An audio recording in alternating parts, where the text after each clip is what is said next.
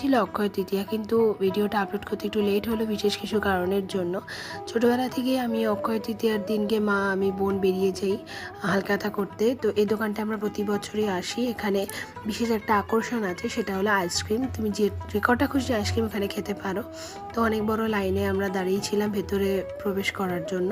তো যাই হোক, ভেতরে তারপরে আমরা গেলাম, এখানের নিয়ম কাজগুলো করে নেওয়ার পরে আমরা চলে আসলাম।